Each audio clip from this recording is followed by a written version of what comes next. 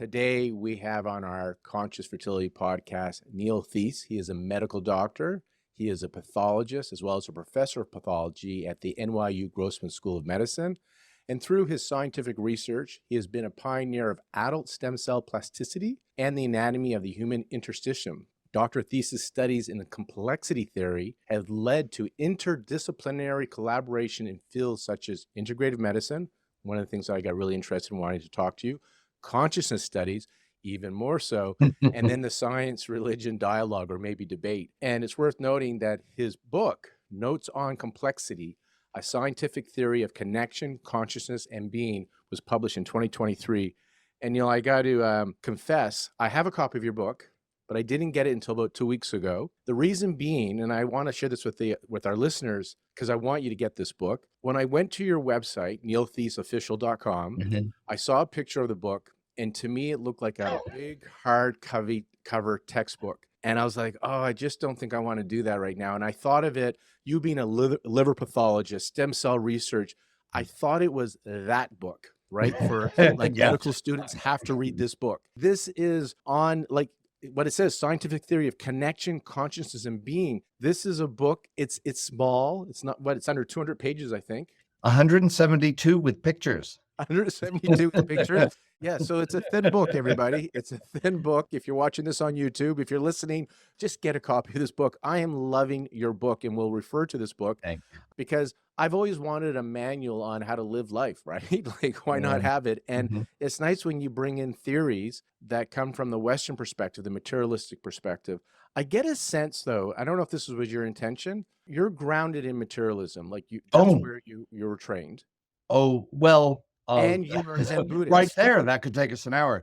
Well, let's go. Let's go for it. On the one hand, yeah, scientifically and going to medical school, sure, I'm grounded in materialism. However, in 7th grade and 8th grade, I discovered quantum physics. And so I don't really understand how you can be a materialist if you have any understanding of quantum physics. But parallel with that, religion and science were separate in my mind, but I didn't favor one or the other. I grew up suburban New England, West Hartford, Connecticut. My parents were from Europe. My dad's a Holocaust survivor.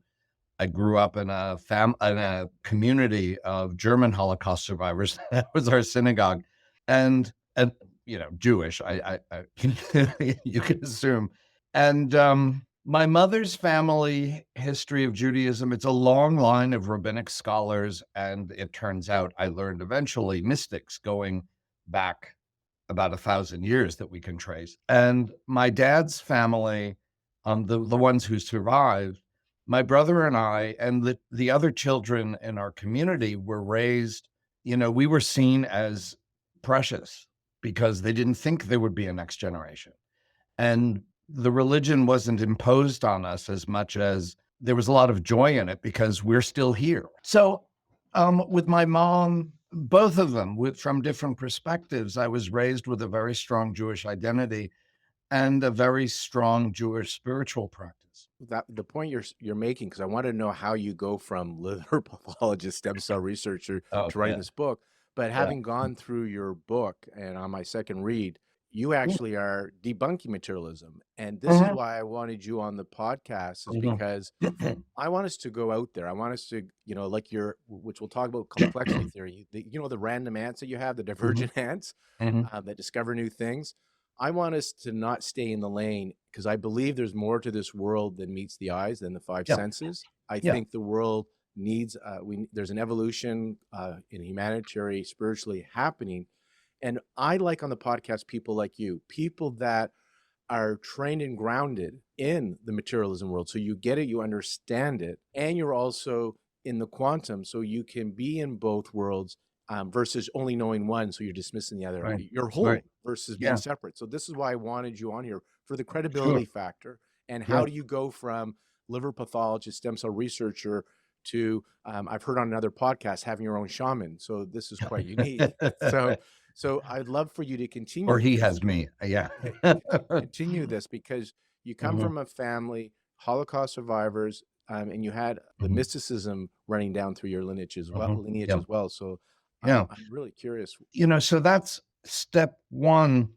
When I think back, to where my scientific impulses come from in my life, in my own mind, and my spiritual impulses, I think they actually have the same source. When I was growing up, I had we're talking 3, 4, 5 years old. I had a very strong sense of connection and intimacy with the world around us.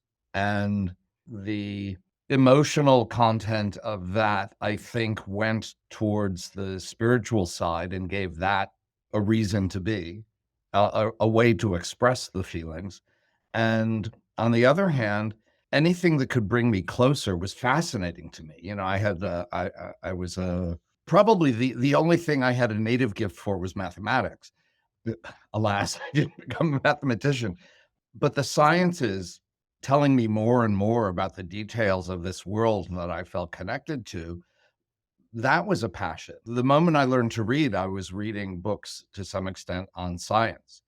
That's how I wound up reading, things on relativity and quantum physics in 7th and 8th grade. But I never had any, so I think they had a common source.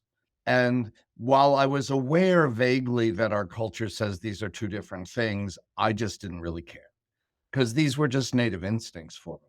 I had an Orthodox cousin, Hasidic, living in Brooklyn, who was trying to sort of bring me into the Hasidic fold, meaning the far right Jewish spiritual lane. And fortunately, being gay, I was sort of getting an idea that I said no, but I was tempted because their mystical practice seemed compelling to me and attractive. But she wrote to me once, sending me an essay by their rabbinic leader about how you could bring together the idea of scientific understandings of evolution and biblical, 7 days of creation stuff. And I just thought it was kind of bullshit. But I wrote back to her. Remember snail mail? We wrote letters. Yeah. I wrote back to her and said, this isn't a question that's important to me. I just have the religion in one part of my brain. I literally said almost exactly this. The religion is in one part of my brain. The science is another part of my brain, and they don't really connect. Now, looking back, I see that that's incredibly disconnected and, a little bit of, whatever neurotic stuff that I would one day have to deal with. There it is. But even as I got older, 20s, 30s, 40s, almost 50s, I just didn't see where I needed to find a way to mesh them. They were both, maybe because I'm a Gemini. I could do this, I could do that. It was doing the complexity theory that, to my surprise, this was a story I took out of the book, where suddenly they collapsed into one thing. I wasn't on a mission to deconstruct materialism. Far from it. In the consciousness side of the book, which is the second half of the book, I was fine saying, oh, complexity theory explains the mind as something emerging from properties of the brain, et cetera. I was fine with that. But the more I spent time contemplating, and by that time I had a Zen practice, Zen Buddhist practice. I've been meditating for 35, 36 years. And suddenly the boundaries between them dissolved one morning. And it was a sudden moment, which I can tell you about if we get there. But so that's, I didn't have a drive to bring them together. I didn't have a mission. All my science, I sort of just go where my nose takes me. I get interested in a question like stem cells, and then eventually I'm not interested in that question, and I become interested in some other bit of anatomy. So I just sort of follow my nose. Well, we're going to follow our nose on this path then, because you have the right background for this. I want us to talk a little bit about complexity theory, and also because I want to get into the integrative medicine side that got your interest there, and the interstitium. So, I thought maybe for our listeners, and so like you said, we're going to follow our nose and go a couple of places. I have a feeling that this talk may seem a little disconnected here and there, but it will all come together. The whole will become greater than the sum of Welcome its to my parts brain. at some point. Yeah. My brain does that as well. Yeah. So neither of us have taken our Ritalin today. So good luck.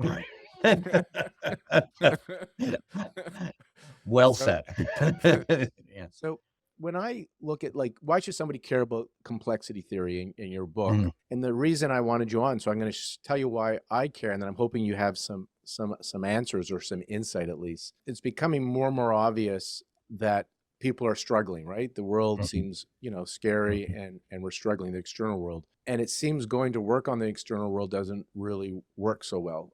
Evidence mhm, of where we are today. And then mhm, so many traditions talk about its inner work. You got to go inside. mhm, And when you heal in the inside, the external world will rearrange itself as well on some level. mhm. Regardless, even if it isn't, you're not, you can, what's the expression?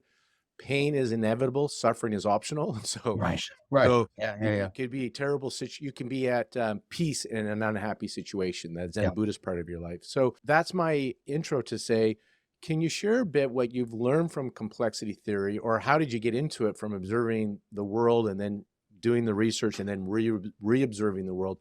How has Mhm. it changed you? Do you feel that what they would call, are you awake? Do you have more equanimity in your life? And if people understand complexity theory, can this somehow have them find more peace in their life because they have this understanding? Yes. Um, First off, on the meditating equanimity side, my mother said to me once, "With all the meditating you do, I think you'd be less anxious." And I said, "Imagine what I'd be like if I didn't meditate." So those are really good questions. So number one, how did I bump into complexity and how did it change me? That's related to the science religion story I was going to tell you. So I'll talk about that. The question of how does this help other people? What astonishes me about this material, because I've been speaking about the material in the book for 20 years. It started in my Zen group. That's the first time I gave them a talk because they're a good laboratory. They're really smart people and they're critical thinkers, and then started to talk about it academically. But the more I talked about it, the more people wanted to hear it. I wound up giving it to a class of fifth graders. My nephew wanted me to come to his school, and the students were so enthralled. I was in the last period that the parents were called to tell them they were holding the school buses because the kids had so many questions and were so excited. I'm missing a piece. How is it that your nephew in grade 5 wants his liver pathologist uncle to come talk? Why did you talk Because about I'm cool. why did you talk about liver pathology His stem uncle's cells? cool, so he wanted to show me off. But yeah, and the thing, the reason the book can be simple, all my talks on this are simple. The same talk I gave to, cell biologists, I gave to the fifth graders. I just had to explain a handful of words more. I had to make it simple enough for myself to understand. And the response I'm getting from the book, I see it when I speak in front of an audience. Sometimes people cry. Some I get notes from people afterwards, and it's a science talk, but, the book is now well beyond any place. It's out there moving around, sending me postcards, and, some people have told me they keep it by their bedside and they read random pages before they go to sleep at night. I gave sustainability world, climate change world has discovered me, and I'm giving some high profile talks in those worlds. And the way I speak about it, I can see it in their faces. I can hear it in their voices. It brings solace. So, In which your is a book, surprise. So I'll get to why that happens. But the first question, how did I find out about complexity theory? Random chance. A friend of mine in England is an academic, and he had a friend who's an artist, and he really wanted me to meet her, and we were never in town at the same time. And so he got a grant to bring us together so we would have to meet. And it was a grant from the Wellcome Trust in order to see how an artist and a scientist would talk to each other. And all we had to do was meet several times in each other's cities, and he would record the conversations and they would be transcribed so other people could study how we spoke to each other. Her name's Jane Prophet, and Prophet, and I strongly recommend people. I tell the story in the author's note at the beginning. Google her name and technosphere. It's really kind of amazing what she came up with 20 years ago. So we were talking. She's an artist, and I'm a stem cell guy. And I'm telling her about our findings. How I was one of the crowd that was saying adult stem cells can do anything embryonic stem cells can do. For those old enough, and in America, it was my group's work that led to George Bush's address to the nation, banning embryonic or limiting embryonic stem cell research, which was not our intention, but that happened. So I'm telling her about how cells are moving around the body in our view. And she said, oh, that's like complexity theorists, how they talk about how ant colonies self-organize. Just by interacting with each other, they create all the complex structures of an ant colony. And I said, what's complexity theory? And she told me. So it was her insight that, oh, cells in the body behave like ants in a colony, or like flocks, like birds in a flock, or humans in a city or an economy or a culture. And these are all things that are described by complexity theory. Another way to think about complexity is you have quantum physics describing the infinitesimal aspects of the universe, and it's completely anti-intuitive, right? It's hard to get a grasp on. Relativity considers the greatest scales, and it's also fairly non-intuitive. Complexity theory is what describes what lies between them, including particularly living things, how life arises in the universe, how life adapts and evolves, and how things die too. So it's really the third great theory, I think, of the 20th century. But it hasn't been entered into the popular imagination. That's partly what I hoped to do with the book. It seems to be working slowly. And so, an implication of complexity in those weeks after I met Jane and she told me about this, I'm walking around town and I'm sort of puzzling over the fact that, well, ants form this colony, but you know it's ants. But if you're walking along the desert floor and you see this dark shape in the distance, you're going to think it's a thing. Even if it's moving, you're going to say, what's that thing over there? And then you go in more closely and you realize it's not a thing, it's an ant colony made up of a bunch of interacting ants. There's no thing there, it's a phenomenon arising from the ants. Jane's insight was, well, if you go in close enough to the ants, they're just cells. The ant disappears, or we disappear. I hold my finger up. If you go close enough, those who are watching me, I'm pointing at my microscope because I'm a pathologist. I sit and look at human tissues all day long to make diagnoses. So I live at the cellular scale. And at the cellular scale, the body disappears. It's just a community of cells. So I hadn't really ever thought about it. Whether something appears to be a thing versus a phenomenon is a puzzling question. And my instinct was telling me that one of them has to be the better way of thinking about this. And it just sort of got its hooks into me as a question, which sometimes happens. And the question I was walking around with is this body my body, or am I just a flock of cells? And I sort of couldn't stop thinking about it. It was a little obsessive. No, it was very obsessive. And a few weeks later, I'm thinking about this as I'm walking down the street in New York City, and I came to a corner and there was a don't walk sign. And I'm thinking, am I a body or am I cells? Am I a body or am I cells? And the light changed and everyone next to me stepped off the curb and I couldn't move because my leg had turned into a flock of cells. And then I pulled it together and could start walking again. But it had become an experience rather than just a concept. And then sometime later, a month, a few weeks, I don't know the dates. I was a Zen student at that point for 20 years. And it was my job on Thursday mornings to be the person who opened our Zen center, the Zendo, so other people who wanted to meditate in the morning before work could come in. And back in those days, there weren't so many people as there are now. And so I was often alone in the Zendo on Thursday mornings. And I'm sitting there on my cushion and I have a Zen practice, and it is not to think about whether my body is a body or cells, but that's all I could do while I was thinking about it. And at one point, I looked up and I saw the stick of incense on the altar, and it was turning into smoke. I always get choked up when I talk about this.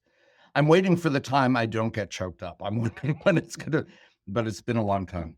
In that moment, I had not a conceptual understanding, but an experience of you are both a body and cells. You are the stick of incense and the smoke. They are not separate. They are not different. They're just two different views of the same thing. And I realized in that moment that this is what the Buddhists refer to as emptiness of inherent existence. And what was the second part of that? Things are not things? Things are not, whether something appears to be a thing or not depends on how you view it. And from a Buddhist perspective, nothing in the world is actually a thing from every point of view. Everything will become a phenomenon. Does that tie into the quantum physics, the observer idea? Mm, Nothing collapses into anything until you view it? it does, but a few steps down. And that's where the solace comes in to some extent when we get to that point. So I took this experience and understanding to my Zen teacher and said, is this what they always mean by emptiness? And she said, yeah. And I said, that's it? She said, yeah, it's simple. It's just not easy to get. But once you get it, you can't unsee it. So I'm thinking, well, what about cells? If the Buddhists are right, then it's got to be even the cells have no inherent existence. Even they are not things. And Western medicine, this is part of the integrative medicine point of contact. What we mean by Western medicine and Western biology is precisely the understanding that all living things are made of cells and all cells derive from other cells. And that's called cell doctrine. And when we talk about Western medicine and Western biology, that's what we mean. And acupuncture, for example, which we know you can't explain, at least not easily, at least not as far as we know, on the basis of pure anatomy, with cells as the building blocks. Western medicine can't explain acupuncture too well because it's a different model. It requires a different model, not cell doctrine. And so Western medicine can't explain everything. It explains this stuff really well. But by not explaining, but there are other things it's going to miss. So are cells a thing? No, they're just molecules floating in water. And they self-organize to give what looks like a cell, the way ants organize to make a colony, or the way humans organize to make a neighborhood. And this is complexity theory. So are those molecules things? No, they're just self-organizing atoms. And atoms are just self-organizing subatomic particles. And those are just other quantum level stuff. Physicists don't agree on what the tiniest entities are. But what they do agree on is that it's not an infinite regress to smaller and smaller things. There is a smallest unit of length and a smallest unit of time.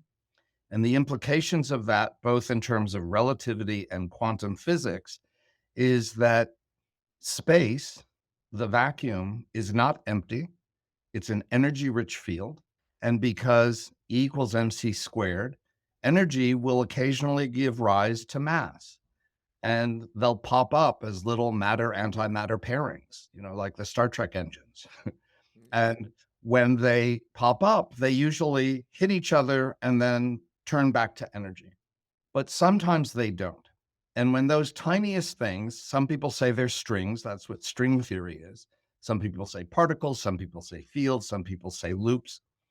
Everyone agrees that this is referred to nicely as the quantum foam, that there's this foam of material rising out of space-time.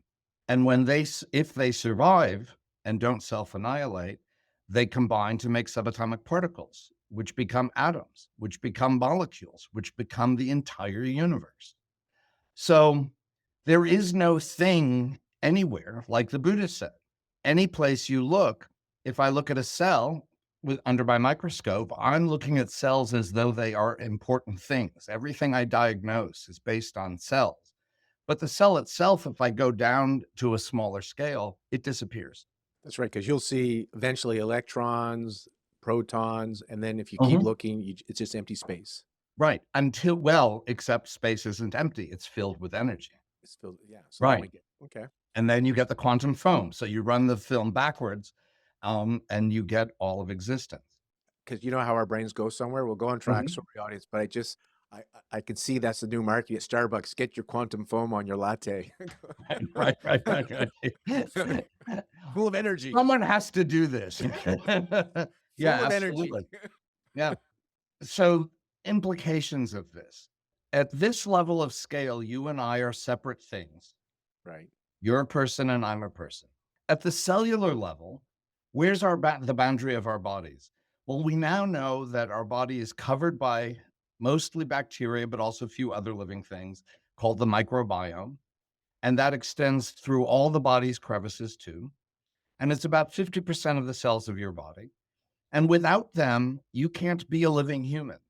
It's important to emphasize here, these bacteria that are 50%, they're not human they're not human, right? They're Right. foreign. They're not human, but you can't be a human without them. And what we now know about the microbiome is whatever we touch, I touch my mouse, I touch my microscope, a doorknob, I kiss you on the cheek, microbiome is exchanged, left behind and picked up by other people. So people who share a household and their pets within a short time merge their microbiomes into one single larger microbiome. And so the microbiome is the limits of your body, and it actually fills the spaces you inhabit. So at the cellular level, where are your boundaries? For your audience, because of the fertility issue, there's another way to look at this. And I think I bring this up in the book. Your body came from your body yesterday, which came from your body a decade ago, which came from your body as a teenager, God help us, which came from a child, which came from you as a baby, which came from you as a neonate, which came from you as a third semester fetus, all the way back to when it was an egg and a sperm. And that egg came from your mother. And in fact, women are born with the eggs they're going to have. So those eggs derive from your mother's mother. Cool part. I just want to, for our audience, because some have heard this, but just it's so nice to pause for a second. So on the female line, all three are together at one point. The grandmother is carrying her daughter, and the daughter has the granddaughter. So all those egg cells, they're all there at one time. Right, right. So where's the boundary of your body at the cellular level if you bring time into the equation? There's no gap between your mother and you, or between your grandmother and you, precisely, or between her mother and her mother and her mother, back to pre-humans like Homo erectus and Homo habilis, back to small mammals, back to the smallest single-cell organisms that where life started on the planet. In time, where are your boundaries? We are the entire biomass of the planet. And that is true, just as it's true that you and I are separate beings. And trying to answer that question of which is the best answer, there is no best answer. It's 50-50. And this is where we get to the quantum physics thing you asked me, but I'll let you speak. So you're just reminding me, so I want to just bring it up for the audience as well. I don't know what they're called, but you know those images? Is it a vase or two people looking at each other, or is it? I think it's page 49 in the book. Yeah, what page? It's somewhere in there. Page 47. You're simultaneously trying to hold two things at once, but you can't. Your mind either sees one or the other, but you're aware they both exist, and you're either playing the separate game for a moment or you're playing the we're all connected game for a moment. There we go. Oh yeah, perfect. Yeah. So there you go, guys. What do you see here? Is it two faces or a vase? Yeah. And the thing is, you can't prefer one over the other. You can choose to see only one or the other, but the fact is they're both precisely equally true. We call this a complementarity. And Niels Bohr, one of the founders of quantum physics, this gets back to the subject-observer thing. What they discovered in quantum physics is if you look at a beam of light, if you do an experiment in one way, it looks like and behaves like waves. If you look at it a different way, it behaves like a bunch of particles shooting by. Which is it? It depends on how you look at it. So at the quantum level, the actual nature of reality depends on whether you look at the light with this technique or with that technique. Bohr said that's a complementarity. That's what he coined the word for. But what he also said is that's a fundamental principle, organizing principle of the universe, that complementarity extends and involves the entire universe. And what I'm saying about the complexity stuff, this hierarchy, that's a version of Bohr's universal complementarity. On this theory, just to have some fun here, the idea, and I don't know where it comes from, it's a Buddhist thing, but if a tree falls in the wood and nobody's there to hear it, does it make a sound? Does this connect to that theory? And how would you answer Yeah, that? because the reason it's so hard to deal with, it's like, well, if you say there is a sound, you're kind of stuck. How can there be one if there's no one to hear it? But if you say there isn't a sound, you're kind of stuck because we know a tree is going to create vibrations in the air that if there were there, in here, it would hear it. Both are true. From the everyday scale, no, there's no sound because there's no ear to hear it. At the cellular level, you and the tree are not separate beings. At the atomic level, your boundaries go out even further. So on the one hand, we think of ourselves as lonely, nervous, anxious, often depressed people these days on the surface of this rock we call Earth. Equally true, we are the atomic substance of the planet. Let me back up. But no atom in your body, every atom in your body, you ate, drank, or breathed from the planet. Right. So equally true, we are each the atomic substance of the planet that in 3.5 billion years, like a bunch of ants making a colony, in 3.5 billion years, these atoms self-organized into beings that think they're lonely and anxious and walking around on top of this rock. Both of those things are true. That means, where's your boundary at the atomic scale? The entire Earth, not just the biomass, not just the living things, but the Earth itself, the core of the Earth. That tree falls, the atoms in that atmosphere are you. They're me. There's no separation. And then when you go down to the quantum level, that's where things like non-locality and entanglement take place. And we know these things to be true. And we know that because they won Nobel Prizes recently. So they must be true. At the quantum level, where's the boundary of an electron? Where's the boundary of a proton or an atom? It's the entire universe. At the quantum level, the entire universe is a single boundless body, which is the title of the middle section of the book. And that is equally true to you and I are separate. Can we hold those views? Can we become so comfortable with the two faces and the vase that you can easily flip back and forth between them? If you can do that, then you know whatever you're lacking in your life or whatever fears you have from things outside you, that's only one way of looking at it. The other way of looking at it is that we are, in fact, the universe giving rise to itself in every moment. And everything is just as it should be. One way to think about this is from one perspective, we're insignificant specks in this vast universe. I mean, we're tiny things on this planet and this solar system at the edge of one galaxy, and there's how many trillions of galaxies now in the observable universe?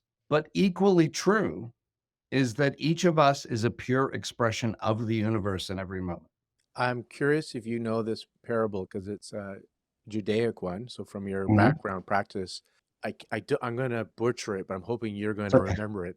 There's this idea of you're both the center of the universe and insignificant. And it's like the rabbi says you carry two things in your pocket. One is like a piece of lint or dust or a thread, Mhm. and the other thing is like a gold or something to remind you that you are nothing, you're insignificant, you're just a part, and then the other one is you are the universe. Do you Right. know what I'm talking about? Oh, Because yeah. Well, you've actually expressed it. Yeah.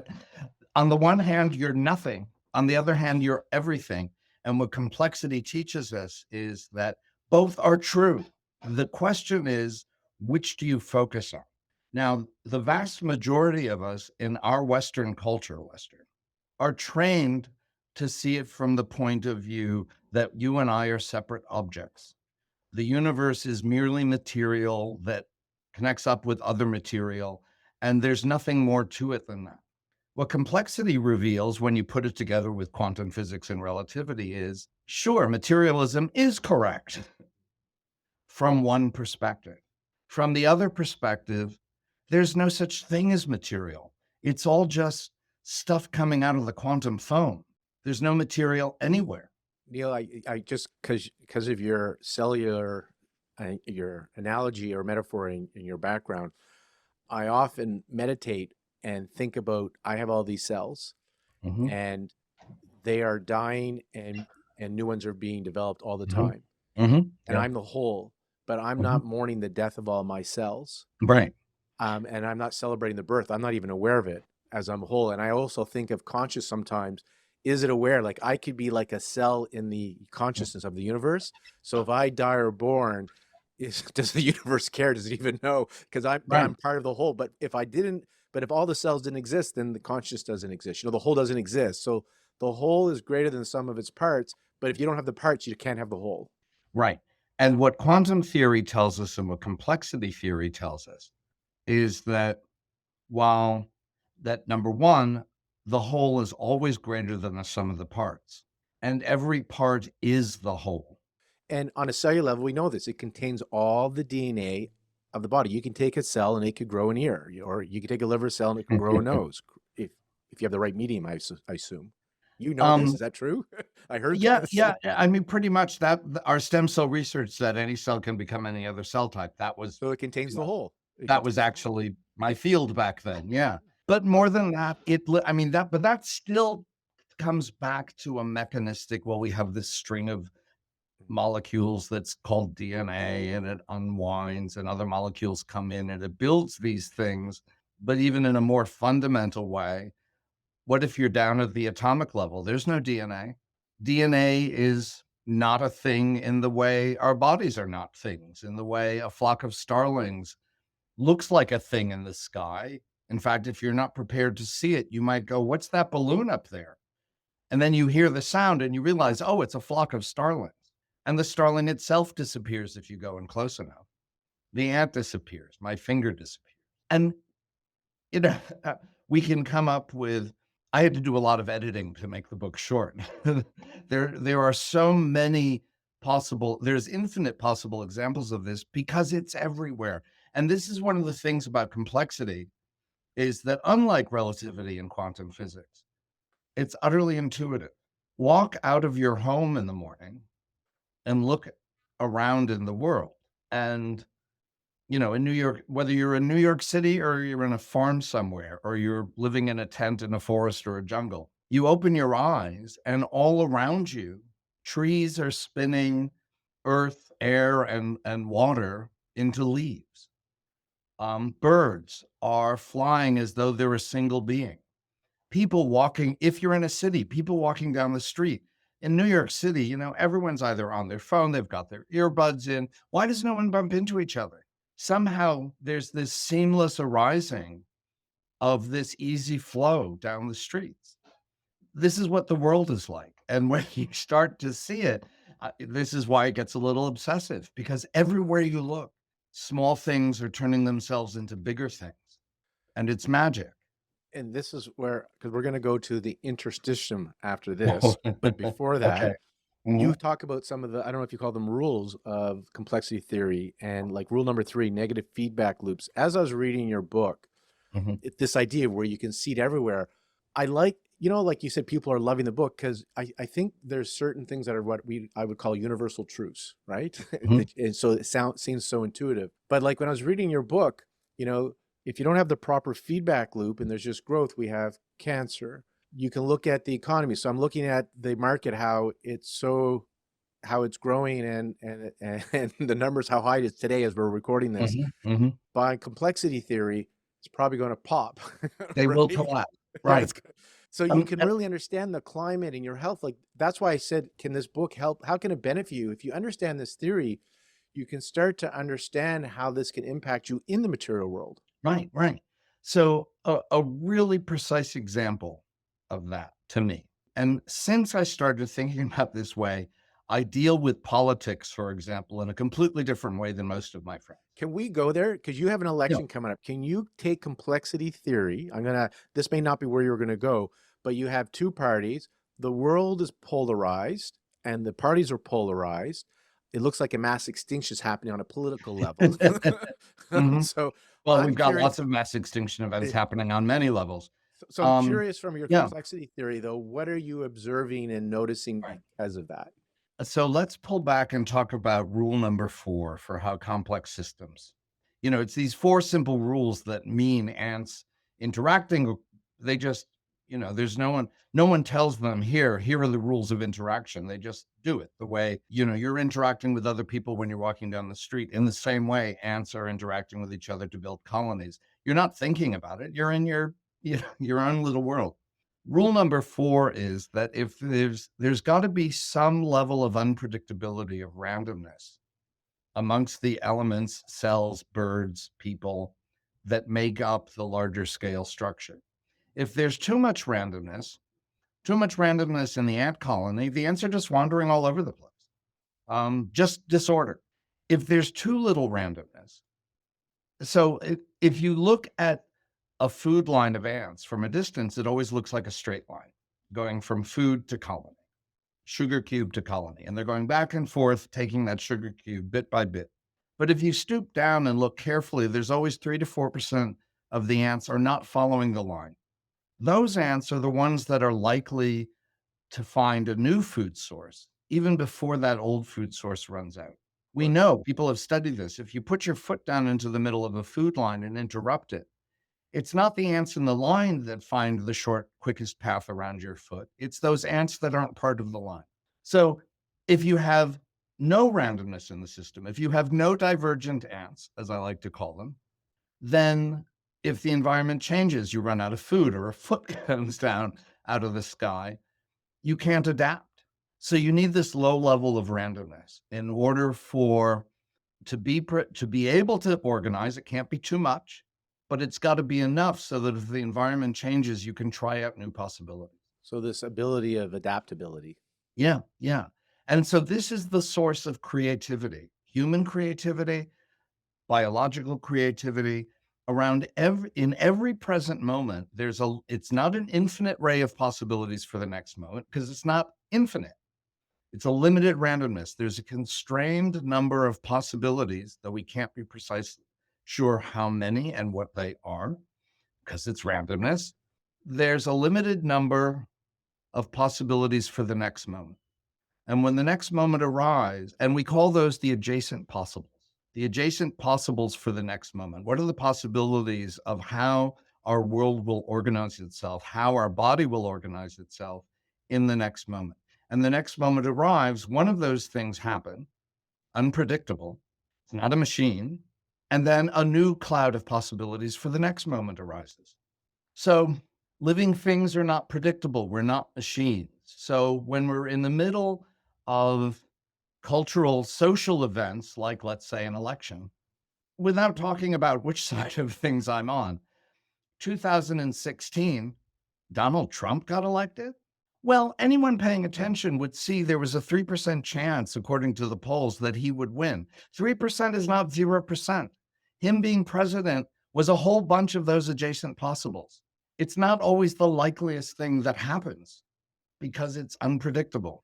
Similarly, we thought we knew where we were a month or two ago. And then one day, President Biden wakes up and decides, I'm pulling out of the race. And within an hour, the electoral world of the United States completely changed. And we had no idea what was going to come by evening. We had no idea what was going to come by the end of the week because the adjacent possibles are unpredictable and anything can happen. So, one practical implication for me, even in the face of climate change, we just don't know. We can't know. But what I do know is that as assuredly as I'm worried about these outcomes, there are paths to these outcomes. And I can't predict what they are. I can't see what, if I knew what they were going to be, I would invent them. So, whichever side of things you're on, this allows me to go into things like a time of elections. And I just do not get anxious and upset. Well, I get a little upset, but I don't get anxious because we can't know. Lots of my friends and family invest on both sides, particularly when you include my family, invest in one side or the other and think that that investment means something, but it doesn't because anything can happen. No, not everything can happen. It's limited, but there's a whole array of possibilities, and we don't know what they are, and things can change on a dime. And you only can know what was going to happen in retrospect. And then as humans, what do? We tell stories. We look back and go, oh, this is why that happened. But looking forward, that's not how the universe works. And with we're going to go to the interstitium on the political side of how you're sharing this. The world's changed. So there was something adapted where we got the internet and social media, where now we don't get so much objective information, where we'll get algorithms and we're fed. So even that is affecting. So this is a key point. This is a very key point. And if I were writing legislation, so there are two things here. One, rule number 2, you mentioned the homeostatic feedback loops. Yeah. If there's negative feedback, that's what needs to predominate in a living system, like an air conditioner keeping a room within a good temperature range. A positive feedback loop is like if the hotter a room gets, the more the heater turns on, and it just climbs and climbs and climbs. That can happen in a living system. What happens when you get a fever? You've got positive feedback loops. But when you fought off the infection, the negative feedback loops predominate and bring it under control. So that fever was, we don't always, because we sometimes try and shut it down with medications, but the body's actually fighting the infection. It's not necessarily a bad thing. And once the infection is fought, the body's negative feedback loop brings the fever back down. If everything's working well, yes, that's what should happen. And part of how the fever helps is it increases the metabolic activity of the immune system. So the immune system is more active. But if you have a bug like tuberculosis and your body can't actually fight off that bug, then the positive feedback loops predominate. You get a fever and you die. Like you said, that's cancer. It's economic bubbles. When you look at all the economic bubbles of the 20th century, they've all been when governments of both sides have started to pull away regulatory stuff, letting positive feedback loops erupt. That doesn't mean, oh, you should regulate everything, because you don't want no randomness. It's finding the right balance. So again, there's a balance there. Overregulation, I think, of your country, the state of California, can impact innovation and growth. And then no regulation, you get bubbles where a few people make a lot of money and the rest of the people lose all their money. Right, exactly. So back to the internet, the algorithms that run the internet, Facebook, Instagram, TikTok, etc., those algorithms are built as positive feedback loops. So it pulls in and builds this huge thing, but there's constant collapse events. The American political system, Myanmar, and then it starts up again. If I were to be in Congress and worrying about this, which we all worry about it, the answer would be the algorithms have to be regulated so that they have to have an abundance of negative feedback loops rather than only positive feedback. Facebook wants to just pull in and pull in and pull in and pull in. No. But if you make it too rigid, like the only people I can meet are people I already know, there's no creativity. There's going to be no surprise. We don't want that internet either. It's somewhere in the middle. But right now, the few people who run these companies and decide what these algorithms are going to be, they've created runaway positive feedback. And then it's not a political question. It's a mathematical question. Economics isn't a political question from this point of view. It's a mathematical question. What's the right balance? How do you find that right balance? And when you find the right balance, you have a robust economy that's flourishing. When you find the right balance on the internet, you'll have the internet of 20 years ago, when it was creative, but it wasn't distorting human interactions in such a vicious way. I like that. I like you for sharing that. And so that's why, again, Neil's book on Notes on Complexity, just check out the rules, the stories. I think you'll gain something from it, because it's an observation of one of the universal laws in the world, complexity theory. And so you'll start to see it around you and start to use it in decision-making and maybe bring you more peace. I'd love for you to share the story on the interstitium. I remember hearing, I don't know where I hear or if I heard it or read it when I was getting ready for our conversation, but you had a body worker, I think it was Dr. Green, talking about you had fluids in your fascia or whatever, and you were like, nonsense. Yeah.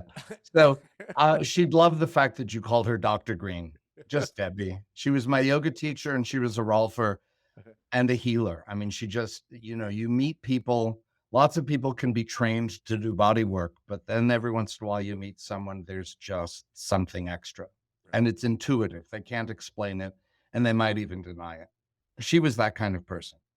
And I have a genetic disease called Ehlers-Danlos syndrome, which body workers in the audience will know because they bump into it. And I can do stupid things like this because my collagen is messed up. So people who are just listening, I'm pushing my middle finger, keeping my hand flat. I can push my finger up to point at the ceiling, 90 degrees. Most people can't do that. So I tear easily and I have lots of scar tissue through my body. So her working on me was vital. And she would say, well, there's fluid in your fascia, the connective tissue, the collagen of your body. And I'd say, no, there's not. I can show it to you under the microscope. There's no fluid there. And she said, but I can feel it. We'll just have to agree to disagree.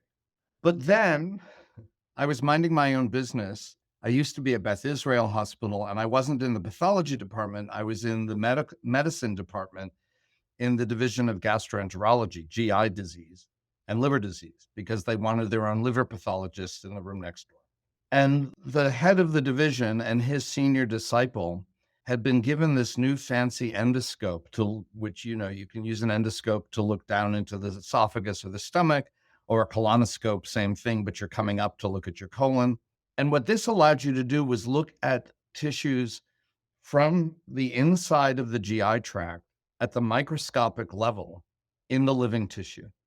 So not a biopsy that the moment you take it out of the body, it's dead. And, we make a slide out of it and I can look at it and tell you cancer, not cancer, or you've got inflammation or whatever, you've got gastritis. They could tell theoretically. I mean, this was basically an attempt to build something that would take my business away from them. They wanted to make diagnoses themselves with the endoscope. You could only see a certain depth with this scope. And what they would do is they would inject a fluorescent dye into a vein. And within seconds, you could see with the scope that the dye goes through every fluid space of the body. And when they looked at a structure that was thin enough that the scope could look into the connective tissue layer in the middle, in this case, it was the bile duct, but the stomach, the esophagus, the colon, the small intestine, they all have the same connective tissue layer in the middle. But in the bile duct, the scope could see into it. And what it showed was open fluid-filled spaces. The reason I don't see them under the microscope is when we take the tissue out, the fluid drains out, it dehydrates, and the spaces collapse. So we've always thought that when you look at collagen in the body, it's a dense wall of collagen, just a wall. Very few cells, no spaces. It turns out in living tissue, it's this open net that supports this huge fluid-filled network. So they showed me a picture of this because they didn't know what it was, and I didn't know what it was. It was a little frustrating because I'm supposed to know what things look like microscopically. And eventually we figured it out. And I thought, well, why would the bile duct have this spongy wall? But then I was doing my clinical work and looking at colon specimens and stomach specimens, people who had cancers. And you look at the normal tissue adjacent to the cancer, and that middle layer has those spaces. I can see the artifacts of those spaces. They look like cracks. So I thought, it's not the bile duct, it's the GI tract. And then I got a mastectomy specimen for a woman who had breast cancer, and there's a piece of skin on it. And I had that normal piece of skin under the microscope. And there's the dermis, the second layer in from the surface. It's all just dense collagen. No, it's not. It's also this fluid-filled space. So I went to them and I said, what happens if you put your endoscope on the skin, do you actually see the same thing you saw in the bile duct? And they said, well, you don't put it on the skin. It's an endoscope. It's meant to go inside. And I said, well, here's my veins. Fill me up with the fluorescent dye and let's put the scope on my skin. And sure enough, the dermis is all fluid-filled spaces. Long story short is that every connective tissue layer in the body, including fascia, like Debbie Green told me, like all the osteopaths say, like everyone in fascia world says, anyone who's got an intimate association, dancers often know this, it's fluid. How much fluid? It's 4 times the size of the cardiovascular system. And what I've been busy with since that discovery is to figure out, are these separate pockets of fluid within connective tissue or are they connected? It turns out The connective tissue of the body is a single network. It's everything between the cells. It's the extracellular matrix. If you take away all the cells, bye-bye cell doctrine, it's just molecules organizing themselves into these structures. And the spaces, when you investigate it, all turn out to be connected to. So it's a vast information highway through the entire body. And we know that it can produce its own electricity. So it's electrical signaling. We know that small molecules and large molecules go through it. Anyone who has diabetes and has a glucose monitor, what's it checking? Interstitial fluid of the dermis. They've had these devices sucking out fluid, testing for glucose, but no one ever knew where the needle was, why there's interstitial fluid where the needle goes, because it's in those spaces. Cells move through it. Normally, cells move through it as part of your inflammatory system, but cancer spreads this way. And I can show you pictures of cancer going through these spaces and marching up into a lymph node. I got to unpack this a bit because I want to ask you, because I think it was the media. I remember when this came out, and some of my private Chinese medicine acupuncture groups, when they announced the interstitium and they were calling it a new organ was discovered, right? Called an organ. In Chinese, I know you had shared the story that the osteopaths were so upset because they're like, we've been saying this for 50 years. You can't just 70. Right? And then us practitioners in Chinese medicine are saying, they've been saying it for 5,000 years. It's called triple burner, the Sanjiao channel. Right. Bingo. And this happened to me because, well, first off, why didn't I know that? Because I was trained in allopathic Western medicine. Osteopathy is a different form of Western medicine, but it sort of lost the race against allopathic medicine, which is what we generally think of as Western medicine. So what I was trained is the only fascia in the body is the connective tissue between muscles and bones, whereas the osteopaths knew that it's a continuous network and that it's fluid filled. So we didn't know that. When I was interviewed about the thing, I said, they said, well, what kind of thing is this? And the question of whether it could be an organ. And I said, well, it's big enough to be an organ. And like any organ, wherever you look, it sort of has the same structure. So maybe it's an organ. So that became the news. The only reason it went viral is there was no other science news that week. Stephen Hawking died 2 weeks before. And if we had published that week, no one would know this paper existed. But so then the osteopathy fascia world called me on it. And I was like, thank you for teaching me. I didn't realize you were all out here. And then because I'm a liver pathologist, I was doing consulting work in China where liver disease is very important, is very problematic. And so at the same time, I was over there talking about liver, and they asked me to give a talk on this. And that's exactly what happened. There was someone who was a liver doctor. I didn't realize that he was also the director of sort of the traditional Chinese medicine NIH in China. And because he was so high level, he got the first question. And his first question to me was, how did people respond when you said this? And I said, well, people were upset because the osteopaths have been talking about it for 70 years.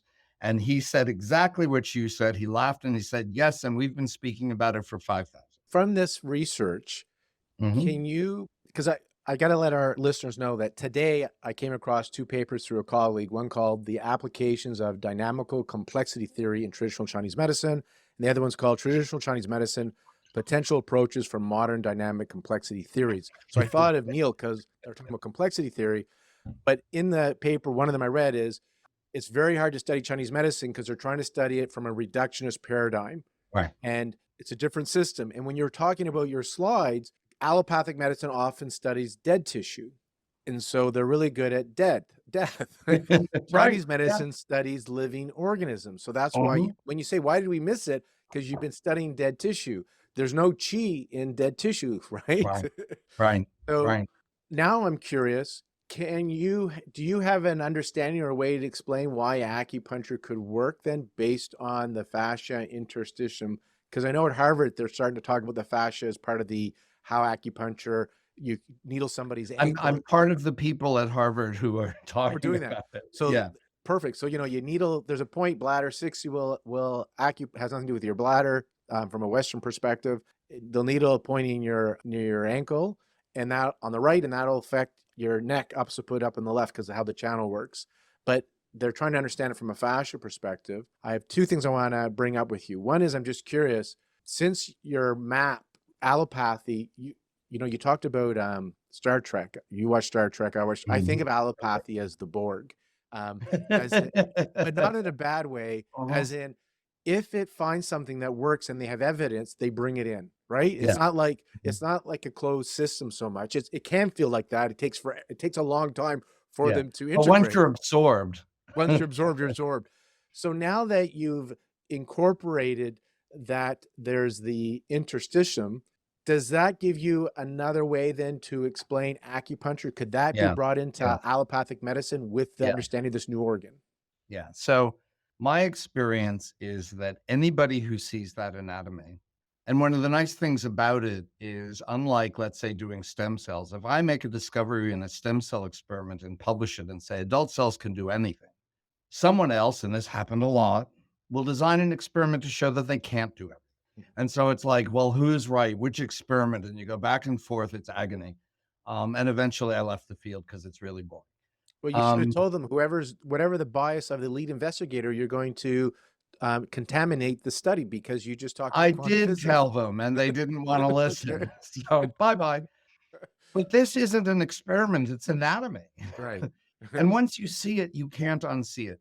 Right. And my colleague for most of this, Becky Wells, who's a biologist and a physician and a bioengineer at Penn, we're doing all the subsequent work together. Wherever we go, people are not pushing back now.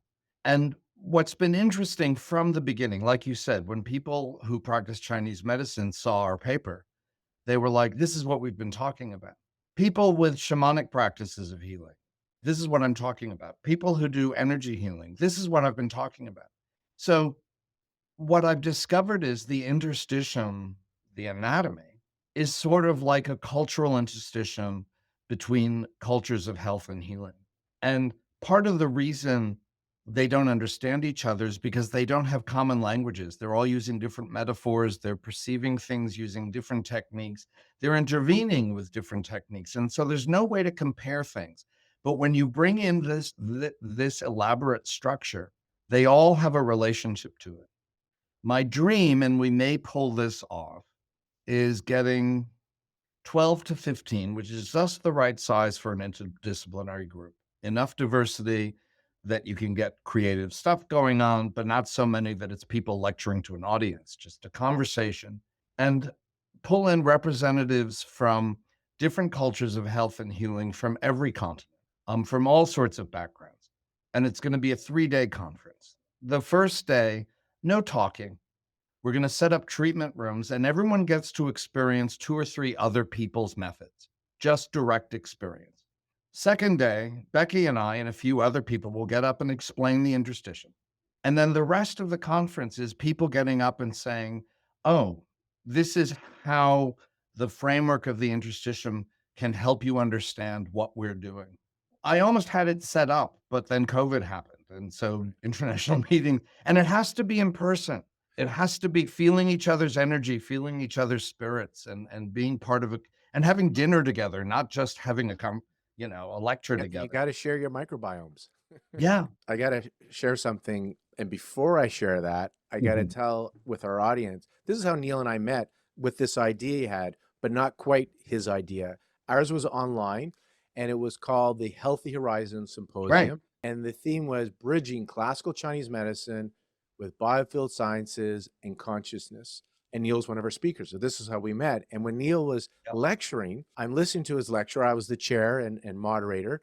And I had to go back to his bio because I was like, I thought this guy's like the liver pathologist, like the steps, and it's all about like you're talking with stuff, and I was like, he sounds like he could be my yoga teacher, right? Like where you were going with it. And so Yeah. I had to go back and look at your bio, and then I go, oh my God, this is awesome because you brought the two worlds together. Here's what I want to tell you what I did. I hope you're not offended. Mhm. I have fun with AI, Chat GPT. Some Okay. people are like very scared of it. I'm not scared of it. I I'm like terrified, but okay. I'm like everything. I mean, there's reason you could be terrified. For me, everything is a tool, and then how you use it. You can get For to, me, anything new means change, and I hate change. yeah. I'm not a very good Buddhist. So I'm sure somebody can do terrible things with it. I just Mhm. hope I'm not that guy. So here's what I Mhm. did.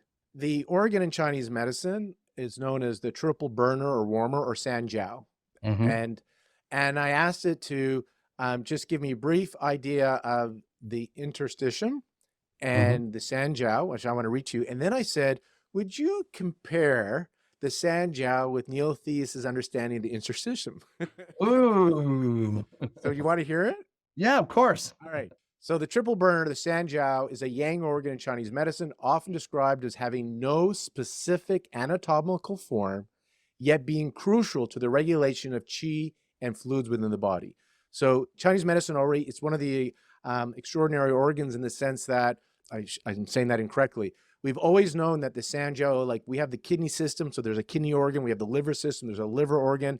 The Sanjiao is one of those things that had no physical organ, but it was Location. a, Right. okay. Yeah. It's divided into three parts. The upper burner, it governs respiration, the flow of qi through the lungs and heart, akin to the function of distributing energy and fluids in the upper body. The middle burner, it controls digestion and transformation associated with the stomach, spleen, and liver, managing the process of converting food and drink into usable energy and fluids. And the lower burner manages elimination and reproductive functions associated with the kidneys, bladders, and intestines, focusing on the movement of elimination of fluids and waste. Why they call it the triple burner, as in this organ system transverses all three burners, upper, middle, lower, in Chinese medicine. Then I asked for the comparison. So it says, well, both the interstitium and the Sanjiao are systems without a specific singular form that govern the movement of fluids throughout the body. While the interstitium physically regulates fluid transport between tissues, the triple burner does so on an energetic and functional level, managing the movement of body fluids through different organ systems. 2, it has 5 points. Holistic integration. The interstitium, being a continuous fluid filled network throughout the body, highlights the interconnectedness of various organs and tissues. Similarly, the triple burner, known as the Sanjiao concept, connects different organ systems, ensuring the smooth flow of qi and fluids between the upper, middle, lower burner. Both systems are integrative, non-localized, and essential for maintaining balance. Third, dynamic and visible. It's hidden. I'm just going to see, because I don't want to keep reading this because people can put this in. Here's one that's interesting. Homeostasis and balance. The interstitium supports homeostasis by regulating fluid pressure and absorption, protecting tissue from damage. The Sanjiao performs a similar role, balancing the distribution of qi and fluids to maintain overall health. Both emphasize the importance of balance for optimal body function. And the last one is, recent research suggests that the interstitium may play a role in immune responses by facilitating the movement of immune cells. The Sanjiao in Chinese medicine also plays a role in defense. We call it the Wei Qi, overseeing the protective energy that guards the body from external pathogens. In conclusion, while the interstitium and the triple burner come from entirely different paradigms, Western anatomy and Chinese medicine, they share a conceptual similarity in the roles as systems that regulate and distribute fluids and energy in the body. Both are essential for maintaining balance and homeostasis, albeit through different mechanisms. The discovery of the interstitium offers a scientific bridge to understanding the ancient Chinese concept of the Sanjiao, as both point to body's need for integrated fluid and energy movement to support overall health and vitality. I Is he have, accurate? Was ChatGPT yeah. accurate? I have three responses. Number one, they're just quoting things I wrote. Right. So Yes. they went into my stuff and they found it, Oh, so fine. we should let everybody know, and it's always 2 years away, because and I've asked questions, and it's literally given 90% from my website an answer sometimes. Yeah. But yes, it is always, it's not sentient as it's It's not fully up. creative. But It's what did you not think of the creative. Yeah. comparison? And it's an important point, because when I look at the Chinese medicine side, I see some error, so it's not always accurate. I don't know the intersystem like you, so I'm curious, did it have a good Right. understanding So of that? so let me get to that. Number one, the way it was ChatGPT, I guess. Yeah, The way your AI stated it, it's like my thing can explain that thing to people like us. right. Yeah, but also Chinese medicine can explain things to us. The directionality of flow and movement through the interstitium is so complicated. We haven't got a clue how things move. Are there fluid flows? Are there patterns? Does it, no, no one has any idea. But the triple burner says there are these three regions that circulate within themselves. Well, that gives me a hypothesis to look at in our system. to say, oh, is there circulation that's sort of the thoracic organs, the digestive organs, the lower organs? So it's shedding light on what we do. It's not one directional. It's not us explaining them.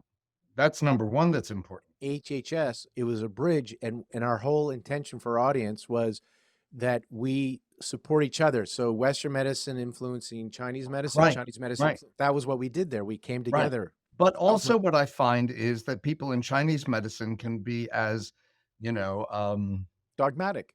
dogmatic. I can't, there's a word I'm looking for, but let's just say arrogant, that's the word, can be as arrogant about their system as we can. And the fact is that if I go talk to an energy healer from Japan, or if I talk to an Ayurvedic physician from India, and we start talking about energy points in the body, then I think I can use the interstitium to explain, for example, what the chakras are. And chakras aren't in that particular Chinese system. They're in some other systems in China, but they're not in that particular system. And when you think that, as I said, the collagen is actually able to generate electricity. Every time you move, anytime a collagen fiber bends or moves, it generates an electrical current. So there's this vast electrical current, subtle energy, maybe subtle throughout the body, and that's going to create an electromagnetic field that's three-dimensional and, in fact, four-dimensional because it's evolving in time. Is that what the chakras are? Is that what an energy healer is feeling? Is this what chi is? It's not enough to explain chi because after having studied and discovered these things, I went and became a Tai Chi student. And it can't explain how my teacher would throw me 30 feet across the room without moving. That's not how this electrical current works. But there's something there. We now at least have something in our system that we can study scientifically from our system. I haven't met anyone from any other culture of healing, Tibetan, South American shamans, you name it. Anyone I encounter goes, yeah, that's what we're talking about. And the confluence of all those things, exactly what you're trying to do with Healthy Horizons, the confluence of all those things is how we get to a global medicine. Yeah.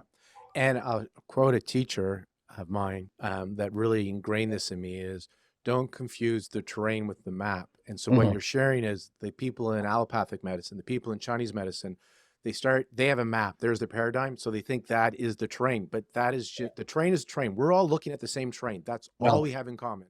and this comes back to the complexity language I was trying to introduce, because the map looks like a thing, Yeah. but from a different perspective, there's no thing there. There's some other thing looking like a thing, and come back, that will disappear, and you'll be back to the first. So it's all about in all these things we've talked about, the key thing for us is, can we develop the habit of changing our perspective to see what we see out of our normal habits of viewing things? Often people say this world is an illusion, right? And my understanding at this stage is this reality is real. Like I can bleed and it hurts. There's a reality to it when I focus on Mhm. it because what you focus on Right. becomes your reality. Mhm. And when you have a shift in perception, so how you see things, you're tapping into another dimension. So you're seeing a different version of that reality, or you're seeing a different perspective of that reality. So I don't think this world is not real. It's just with the eyes I'm using, the lens, this is what I can see. I'm sure my cats, the way they look at things, are seeing things that I can't see. But if I could Mhm. change my lens, I would see more to the reality. Just Mhm. like we see our finger, but without your microscope, you wouldn't have gotten to there's nothing there, right? As you keep Right, going right, deeper and deeper. right. The consciousness thing, and I don't think we have time to really do a deep dive. That's the second half of the book. But kind of in a nutshell, Yeah. our culture, the materialist culture we live in, says everything is material. So the mind must arise from material. And the material is the stuff in your brain, the cells, the molecules, the electricity. And the way an ant colony organizes, ants organize into an ant colony, the activities of our individual elements of our brain organize into conscious awareness, where you can have an experience of, I'm seeing you, I see you in my screen. There's a red bar going across because I made my window thing red. But that doesn't explain how we have the experience how we have any experience. I see the color. This is the classic example. I see the color red, and people want to say, well, that's just the way my retina is signaling through my optic nerve to my brain. And so I experience the color red. However, I can have exactly the same experience of the color red if I close my eyes, and that circuit doesn't exist. That's a very tiny, insufficient example, but this is called the hard problem of consciousness. With all the thousands, maybe tens of thousands, maybe at this point, hundreds of thousands of cognitive neuroscience experiments and papers to find how the brain makes experience, no one has succeeded. And that's called the hard problem of consciousness. So, in the absence of that working in the last 10 years, people have started to say, well, it's not the brain. It's like maybe cells have consciousness. And the self organizing larger structure is little consciousness into bigger consciousnesses.